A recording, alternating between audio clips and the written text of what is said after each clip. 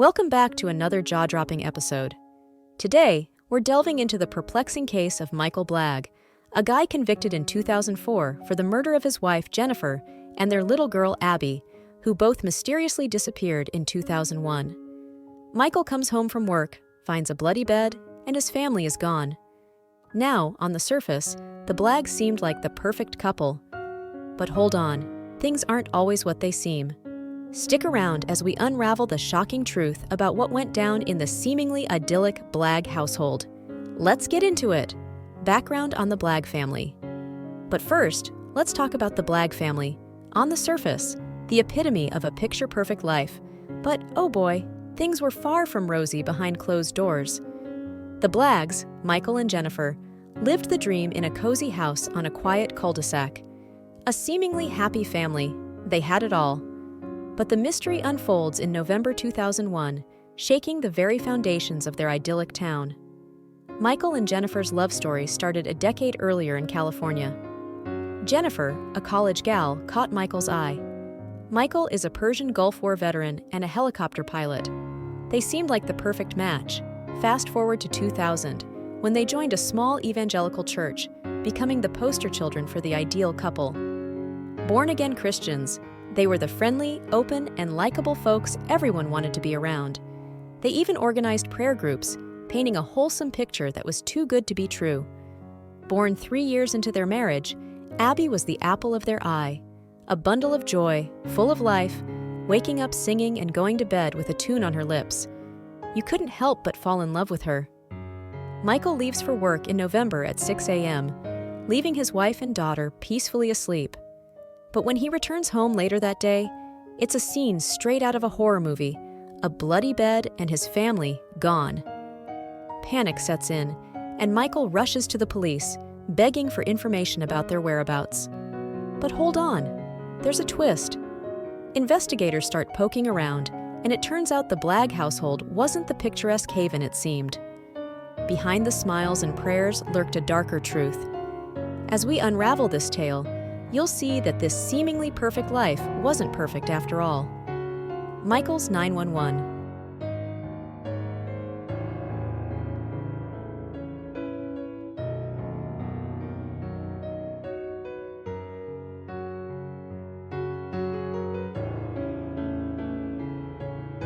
Michael Blagg, the operations manager at a local manufacturing plant, heads to work like any other day.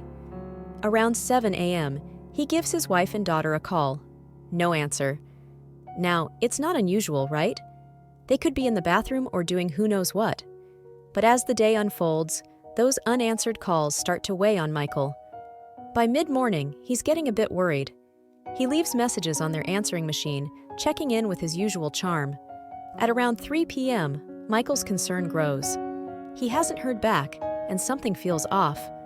He heads home, and the moment he walks in, his gut tells him something's wrong. The back door is wide open, unusual for his wife. But nothing could prepare him for the horror awaiting in the bedroom. There, a large dark spot on the bed catches his eye. Panic sets in, and he rushes to the other side, only to find more blood. He's in shock, realizing he needs help. Frantically, he dials 911. As the 911 dispatcher guides him through the house, Michael's worst fears materialize. His wife and daughter are missing, and the news of a bloody bed and an empty home rocks the town. Investigators start poking around, scratching their heads at the crime scene. No sign of Jennifer or Abby's bodies, or an apparent struggle. The dresser holds Jennifer's purse, and contents spilled, including keys to the van. And there's an unsettling email from Michael, an apology about their problems. But the strangeness doesn't end there. Near the blood-soaked bed lies Jennifer's empty jewelry box, and investigator Steve King starts to suspect that the whole crime scene is staged. Michael, surprisingly calm and composed, raises eyebrows. King even remarks that if his own family were missing, he'd probably be in the hospital getting medicated due to the stress. The search. David Lohman, Jennifer Blagg's older brother, spent countless hours scouring the mesas around Grand Junction, desperately searching for his missing 6-year-old niece, Abby. David's dedication to finding Abby speaks volumes about the love he had for his little sister and niece. 5 months after Jennifer and Abby vanished, a volunteer army of 200 strong spread out over the highlands and rivers around Grand Junction. 11 days of relentless searching, covering 45 miles around the Blagg residence. But here's the twist. Michael Blagg, Jennifer's husband, was notably absent from the search efforts, a fact that didn't go unnoticed in town. But the search pressed on, employing high-tech methods like global positioning technology and landfill logs. They set up a grid system narrowing down quadrants where investigators believed they'd find trash from Blagg's company, dumped around the time of the disappearance. Volunteers braved scorching 104-degree heat to continue the search. It was a grueling, gut-wrenching process. And then, on the 16th day, a heart-wrenching discovery. Jennifer Blagg found. Investigator Steve King describes it as something almost beyond belief. The suspect. The appeals were heartbreaking, but the doubts around Michael Blagg were growing. Blood evidence raised eyebrows. Jennifer's blood was in the bed, yet strangely absent from anywhere else in the house. The plot thickens when they find traces in the family van parked in the garage, leaving investigators scratching their heads. Investigator Steve King was determined to unravel the truth behind the seemingly perfect Blagg family. Informal meetings with Michael became the norm, with King pushing for details about the family's not-so-perfect side. In a late November confession, Michael, the devout family man, admits to a darker side. He spills the beans on a secret addiction to hardcore pornography, something Jennifer wasn't thrilled about. But here's where it gets wild. According to Michael, Jennifer decided to join him online, using it as an educational tool. Michael explains it away as an experiment during a challenging time post-Jennifer's hysterectomy. But King, skeptical, finds this hard to believe. Fast forward 3 months after Jennifer and Abby's disappearance. Michael's back for questioning, no lawyer in sight, facing over 10 hours of interrogation. The FBI's involved now, and this time, no recording. Michael describes a harrowing session where investigators accuse him relentlessly, shaking his faith in the very people he trusted to find his family. A day later, they find Michael attempting suicide in a tub, wrists slit, with a photo of Jennifer and Abby beside a Bible. A suicide note insists he's not a murderer, but for some, this desperate act raises questions about a guilty conscience. Even Michael's mother-in-law, Marilyn Conway, starts having doubts. She leaves him a series of messages demanding he come clean, but he remains silent. The plot thickens, and just 2 days after finding Jennifer's body, authorities arrest Michael at his mother's home in Georgia. Michael's take on the crime. Michael Blagg has his own story about what happened that night. His is a chilling account so twisted, it is like a roller coaster through the depths of darkness. He says it was when they were out as a family, when some sinister figure fixated on little Abby. Fast forward to the day of the crime. Michael heads off to work, leaving the home seemingly secure. Little does he know, an evil force seizes the opportunity. They invade the family home, break in through the back, and unleash unimaginable horror.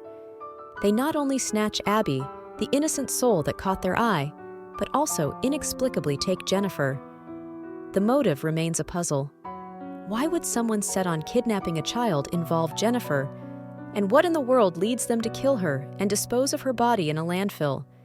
It's a puzzle that digs into the very core of our understanding. As Michael grapples with the horror, the question looms large. Why did they take Jennifer? It's a haunting mystery, a puzzle piece that refuses to fit neatly into the narrative. The grim discovery. Grand Junction may be nestled in the Rockies, with its towering mesas seemingly guarding the town, but on June 4, 2002, the town's secret was unearthed at the local landfill. Investigator Steve King describes the surreal scene as a bucket emerges from the ground, a tent rips, and a decomposed leg drops out. The shocking discovery of 34-year-old Jennifer Blagg, wrapped in a red and black plastic tent. The haunting image plays over and over in Steve King's mind. 7 months earlier, Jennifer and her 6-year-old daughter Abby had gone missing. Jennifer's body was found mixed with garbage from her husband's employer in the county landfill. Abby, however, remains missing to this day. Not in the landfill, nor in the desolate mesas nearby. Medical examiner Dean Havlick confirms the grim details. A gunshot wound, declaring her death as a homicide. The mystery deepens as investigators are left with more questions than answers.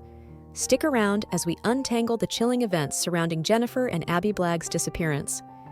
This true crime story is far from over. You won't want to miss a single twist in this heart-wrenching tale. The trial. Michael Blagg, convicted without taking the stand in 2004, swears he's innocent. Fast forward to 2014, and a twist in the case throws everyone for a loop. Michael's family, skeptical of a fair trial, arrives in Grand Junction.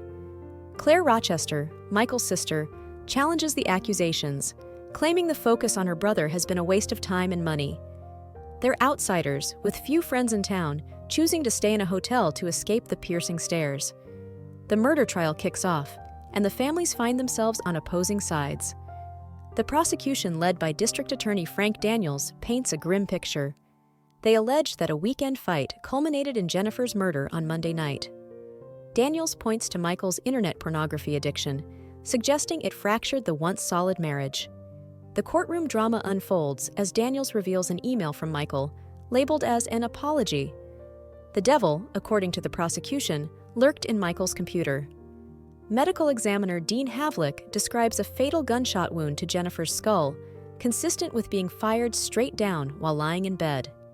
Daniels claims Michael transported her body in the family van, explaining the blood traces inside. The defense, led by David Eisner, challenges the circumstantial case, arguing the absence of a murder weapon and a believable motive. Eisner defends Michael's demeanor in a taped interview, claiming it doesn't indicate guilt. However, a bombshell drops when Michael's mother-in-law, Marilyn Conway, testifies about an incident a decade ago when Michael allegedly hurt Jennifer in Corpus Christi. The trial takes a surprising turn, and Michael decides against telling his own story. Instead, Eisner uses Jennifer's words to showcase their devotion. The verdict and second trial. In 2004, a Colorado courtroom witnessed the swift and stern judgment on Michael Blagg. Found guilty of first-degree murder, without even taking the stand during his trial, he faced a life sentence in the Colorado Department of Corrections. The verdict sent shockwaves through his family and supporters. Appeals were filed and legal battles waged, but the wheels of justice seemed immovable. However, in 2014, a dramatic development threw the case into disarray. A twist so unexpected that even Michael Blagg himself probably couldn't have foreseen it. The Chief Deputy District Attorney for Mesa County, Trish Marr, revealed that Michael Blagg's conviction had been overturned, not due to fresh evidence or a legal revelation, but because of a juror's undisclosed history. Enter Marilyn Charlesworth, a juror from the original trial. In 2013, she publicly claimed to be a domestic violence victim for a decade. The shocker? 9 years earlier, during jury selection, she had stated the opposite. The judge determined that she had not been entirely truthful in answering her questionnaire, leading to a finding of juror misconduct and the overturning of Michael Blagg's conviction. Fast forward to February 2018, and Michael Blagg, now 55 years old, found himself back in the courtroom, facing the ghosts of the past. This time, however, he took the stand, offering a 2-hour testimony that aimed to set the record straight and portray a different side of the story. His frustration at never being cleared as a suspect and his profound devotion to his family took center stage. It was a crucial moment, as he needed the jury to hear that he loved his wife, Jennifer, and daughter, Abby, whether they believed it or not. The trial unfolded over 5 intense weeks, with cameras barred from the courtroom, intensifying the suspense surrounding this high-stakes legal drama. The new trial brought forth a cast of 80 witnesses, each adding layers of complexity to the narrative. The courtroom atmosphere was thick with tension, as Michael Blagg faced the possibility of life behind bars once again. As the verdict was announced after 17 hours of deliberation, the echoes of the past resonated. Guilty of first-degree murder after deliberation, a haunting déjà vu.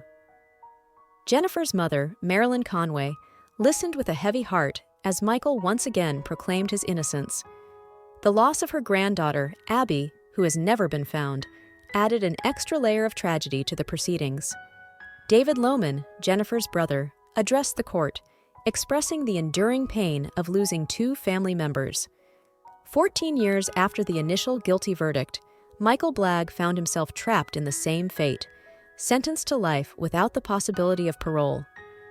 The twists and turns of this true crime saga defy expectations, leaving us questioning the intricacies of the legal system and the complexities of human relationships. As we wrap up this bone-chilling case, the gripping twists and turns of this true crime tale linger in the air like an unresolved mystery. Join the conversation. Drop a comment to share your thoughts and insights. Don't forget to hit that like button and subscribe for more captivating content.